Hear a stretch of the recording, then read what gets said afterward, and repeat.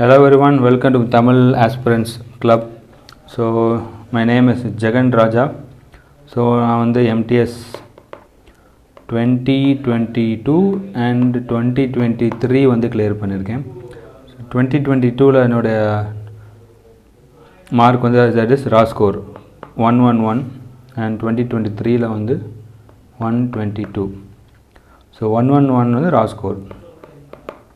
So normalized score வந்து so 130.86. இதில் normalise score வந்து 138.68. ஸோ இது ரேங்க்கு. ஸோ இது ஓவரால் இந்தியா அரௌண்ட் 11,000 போஸ்ட் இருந்துச்சு நினைக்கிறேன் இதில். ஸோ அதில் வந்து 3,686. இதில் 4,000 சம்திங் ரேங்க் இருந்துச்சு கரெக்டாக ஞாபகம் இல்லை. ஸோ வந்து 415th ரேங்க். ஸோ 2023ல் இப்போது என்னென்னா ஓபிசி வந்து தமிழ்நாட்டில் வந்து ஒரே ஒரு வேக்கன்சி தான் இருந்துச்சு. ஸோ அதனால தான். ஸோ அதான் பெருமைக்காக இல்லை, just boost your confidence. So இப்போ நான் ஒர்க் பண்ணுறது வந்து 2022ல் கிளியர் ஆகி 2022ல் கிளியர் பண்ணிட்டு பொட்டானிக்கல் சர்வே ஆஃப் இந்தியா பிஎஸ்ஐன்னு சொல்லுவாங்க, கோயம்புத்தூர். ஹெட் ஆஃபீஸ் வந்து கொல்கட்டாவில் இருக்குது. அண்ட் 2023ல் வந்து கிளியர் பண்ணி என்சிசி நேஷ்னல் கேடட் கார்ப்ஸ் கண்டிப்பாக தெரிஞ்சிருக்கும், டிஃபென்ஸ் மினிஸ்ட்ரி. பட் நான் 2022 போத் சேம் போஸ்ட் தான், சேம் சேலரி. ஸோ 2022ல் ஜாயின் பண்ண பிஎஸ்சியிலே நான் இருந்துக்கிட்டேன். ஸோ நான் எப்படி இதில் இப்போ டெஸ்ட்டு அந்த மாதிரி போகிறேன், டெஸ்ட்டு புக்கில் தான் நான் டெஸ்ட்டு போகிறது. ஸோ அதை பற்றி தான் நான் டிஸ்கஸ் பண்ண போகிறேன் இதில். ஸோ வந்து பயம், எல்லாருக்கும் பயம் இருக்கும், எனக்கு கிடைக்குமா கிடைக்காதா, பயம் இருக்கணும். படிக்கிறதுக்கு டு லேர்ன் கண்டிப்பாக பயம் இருக்கணும், அப்படின்னா தான் நீங்கள் படிப்பீங்க. ஸோ நம்ம உள்ளே போகலாம், டெக்ஸ்ட் புக் பார்க்கலாம் எப்படி யூஸ் பண்ணுறதுன்னு, அண்ட் நான் எப்படி யூஸ் பண்ணியிருக்கேன் இந்த மாதிரி. ஸோ நான் யூஸ் பண்ணதுன்னா டெக்ஸ்ட் புக்கு தான் நான் யூஸ் பண்ணுறது, வேறு எந்த ஒரு இதுவுமே நான் யூஸ் பண்ணலை. So for test series I am using text book எப்படின்னு. ஸோ இவங்க எஸ்எஸ்சி ரயில்வேஸ் அந்த மாதிரி எக்ஸாம்லாம் ரொம்ப வருஷமாகவே இவங்க வந்து டெஸ்ட்டு வந்து கொடுத்துட்ருக்காங்க. ஸோ இப்போ ஓப்பன் பண்ணி நீங்கள் ஆக்சுவலாக நீங்கள் ஓப்பன் பண்ணி என்னோட ஆல்ரெடி ஓப்பன் பண்ணி வச்சுருக்கேன். ஸோ நீங்கள் வந்து க்ரியேட் பண்ணுறது எப்படின்னா, டெக்ஸ்ட் புக் வெப்சைட் இருக்குது, ஆப் ரெண்டுமே இருக்குது.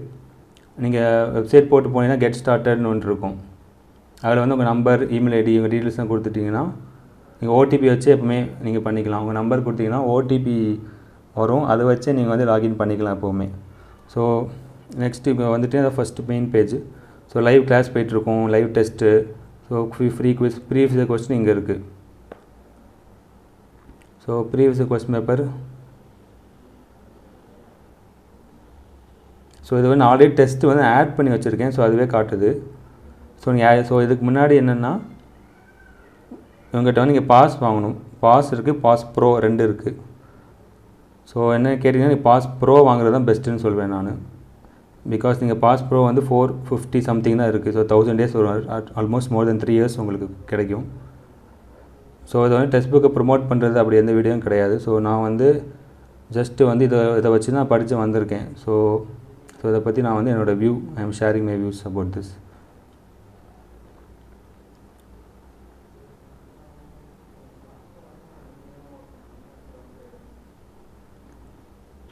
ஸோ இதில் ரொம்ப இம்பார்ட்டண்ட்டான விஷயம் வந்து ப்ராக்டிஸ்.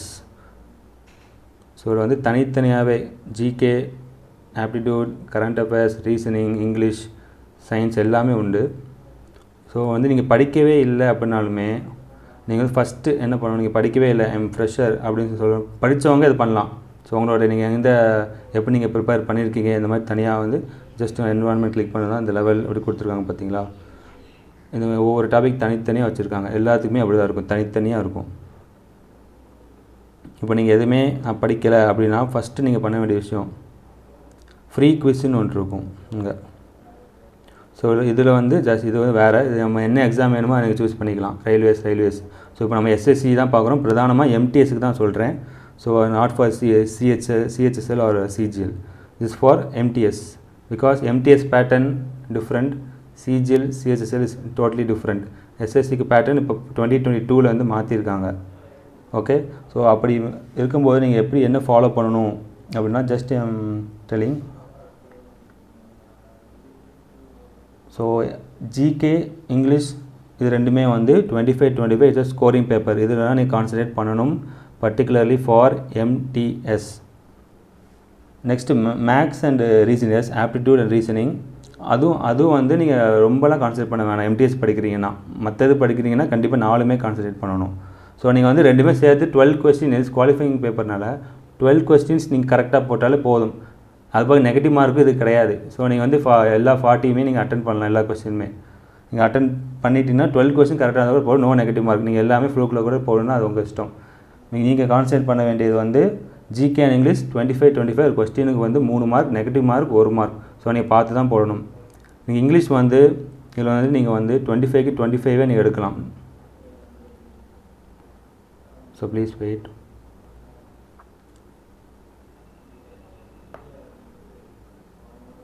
ஸோ ஜிகே இங்கிலீஷ் இது ரெண்டு தான் இம்பார்ட்டன்ட்.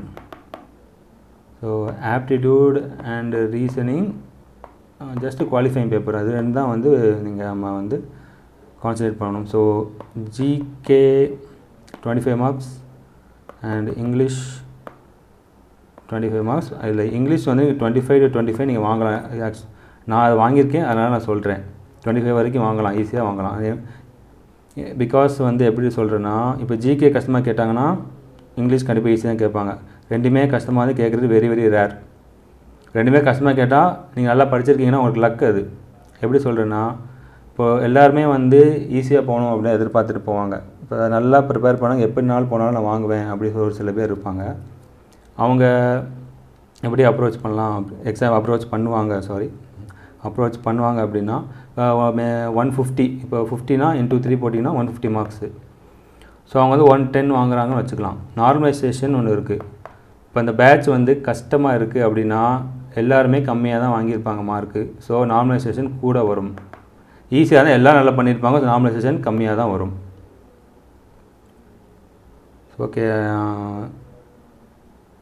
டெக்ஸ்ட் புக் பார்க்க போகலாம்.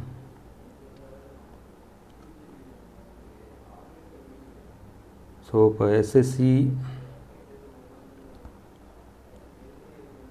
ஃபஸ்ட்டு ஃப்ரீ குவிஸ் நீங்கள் போட்டு பாருங்கள். எல்லாமே கம்மியாக இந்த மாதிரி டாபிக் வைஸ் இருக்கும். கரண்ட் அஃபேர்ஸு இந்த மாதிரி இருக்கும்.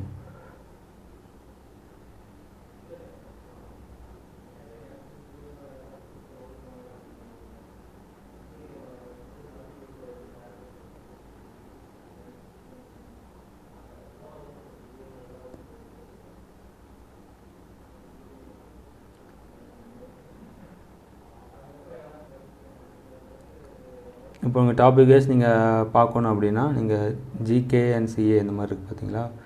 இங்கே போனீங்கன்னா அன்னன்னைக்கு என்ன இருக்கோ அந்த மாதிரி கொடுத்தா அந்த டேட் இப்போ நான் வந்து 28னா 28 இருக்குது. அந்த மாதிரி கரண்ட் அஃபேர்ஸ் வந்து இருக்கும். கரண்ட் அஃபேர்ஸ் இதுலேயும் நீங்கள் வேறு இதில் படிச்சுட்டு இருந்தீங்கன்னா நீங்கள் டெஸ்ட் போட்டு பார்க்கலாம். உங்கள் லெவல் நீங்கள் வந்து எப்படி நாம் இருக்கோம் அப்படின்னு சொல்லி நீங்கள் பார்க்கலாம்.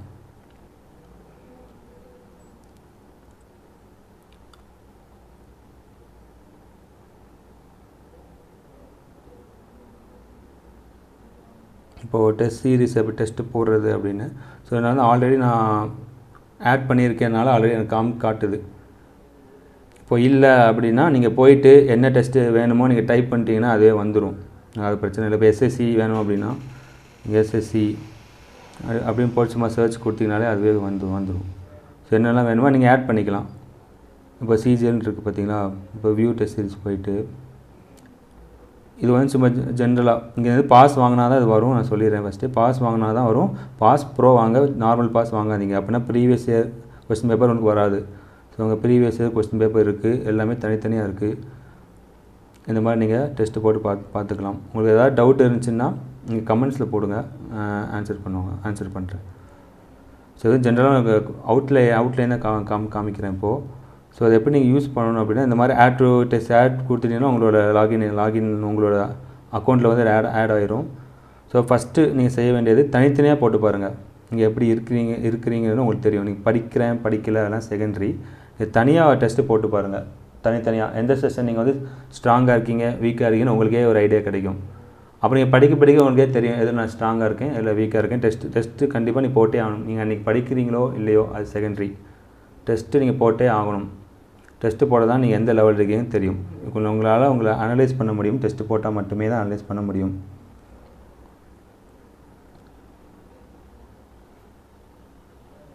நீங்கள் எதில் நீங்கள் ஸ்ட்ராங்காக இருக்கீங்களோ அதை இன்னும் நீங்கள் ஸ்ட்ராங் பண்ணணும். வீக்காக இருக்கிற ஸ்ட்ராங் பண்ணணும்னு ஜென்ரலாக நிறைய பேர் சொல்லுவாங்க. ஸ்ட்ராங்காக இருக்கிற நீங்கள் ஸ்ட்ராங் பண்ணுங்கள். வீக்காக இருக்கிற வந்து நெக்ஸ்ட் ஸ்டெப் தான் அது.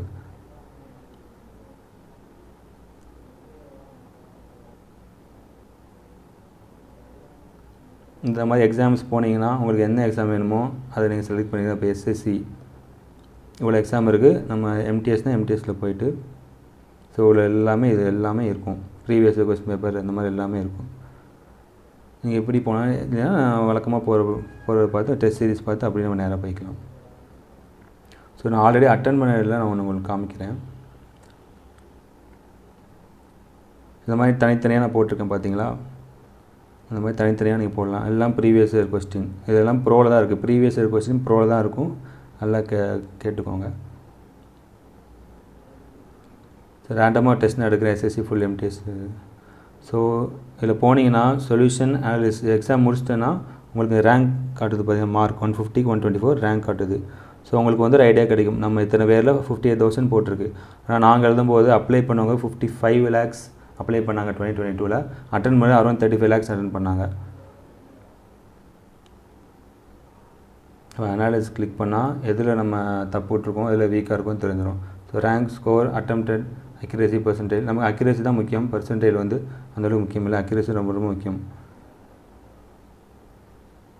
ஸோ இதை காட்டுது பாருங்களா.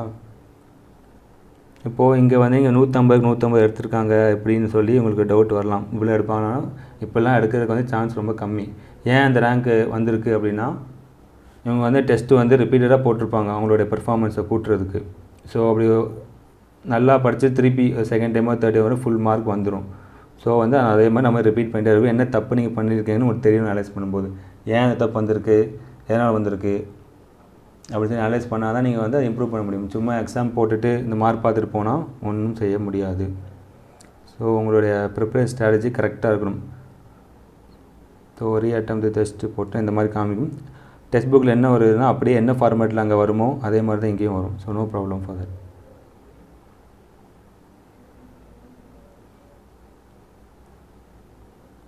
ஸோ கிளிக் பண்ணி உள்ளேக்கு போனீங்கன்னா டெஸ்ட் வந்துடுது.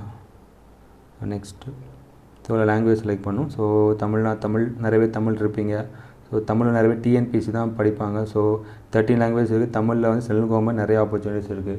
டிஎன்பிசி வந்து உடனே எக்ஸாம் வைக்க மாட்டாங்க. பட் எஸ்எஸ்சி இயர்லி ஒன்ஸ் கண்டிப்பாக எக்ஸாம் வைப்பாங்க. இப்போ ரிசல்ட்டுமே உங்களுக்கு சீக்கிரமாகவே விடுறாங்க. ஒரே வருஷத்தில் 2 எம்டிஎஸ் வச்சுருக்காங்க நாங்கள் அட்டன் பண்ணும்போது. ஸோ இது பண்ணிவிட்டு கொடுத்துட்டிங்கன்னா ஸ்டார்ட் ஆயிரும். அண்டு ஃபஸ்ட்டு நம்ம அட்டன் பண்ணுறது இங்கே ஜிகே ஆர் இங்கிலீஷ் எதில் வேணால் நீங்கள் ஆரம்பிக்கலாம். Because qualifying paper maths aptitude நிறைய பேர் மேக்ஸ் அண்ட் ஆப்டிடியூட் நல்லா போடுவாங்க. ஸோ நீங்கள் இது வந்து குவாலிஃபைங் பேப்பர்னால் நீங்கள் ஜிகே இங்கிலீஷ் தான் கான்சன்ட்ரேட் பண்ணுவோம். முன்னாடி நான் சொல்லியிருக்கேன். So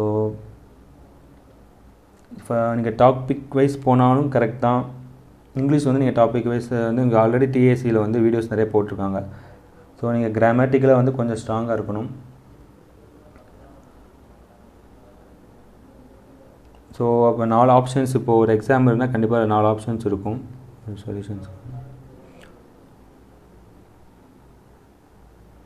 session 1 session 2.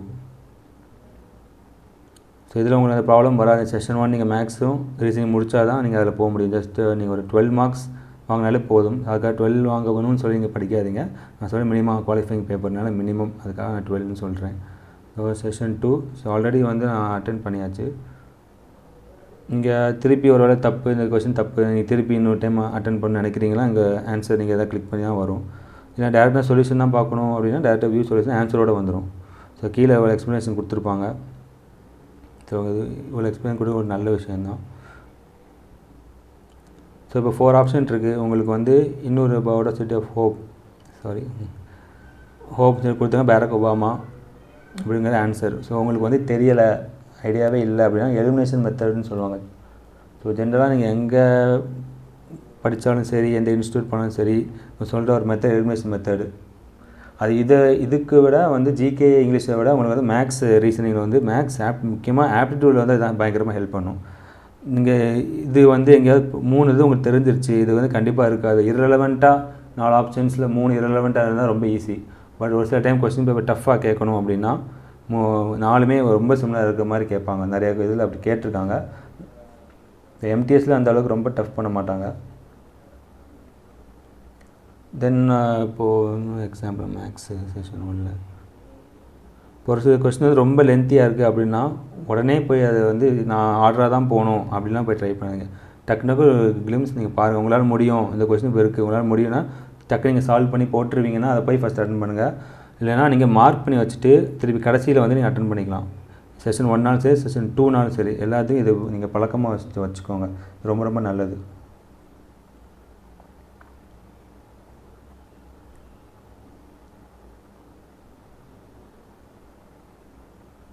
So again I'm telling, by pass pro 400-450 தான் வரும். அரௌண்ட் 1000 days கொடுத்துருக்காங்க.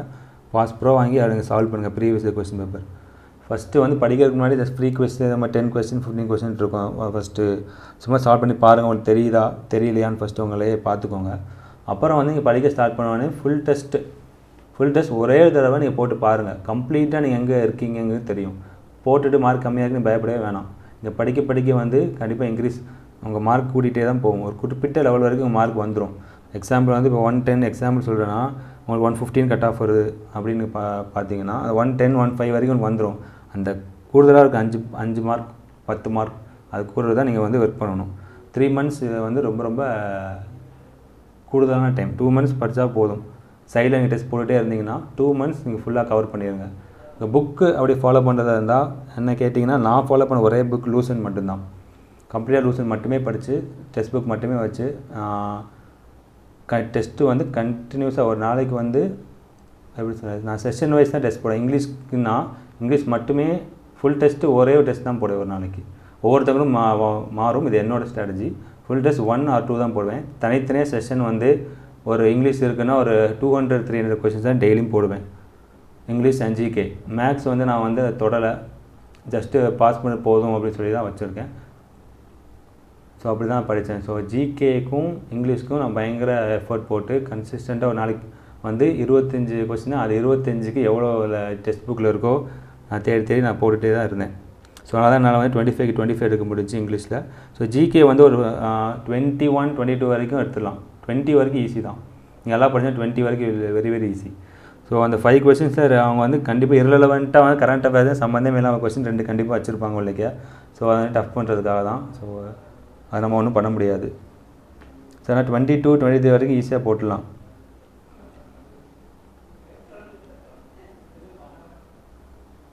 So yes I will finish with this. உங்களுக்கு ஏதாவது டவுட்ஸ் இருந்தால் கண்டிப்பாக கேளுங்க, கமெண்ட்ஸில் கேளுங்க.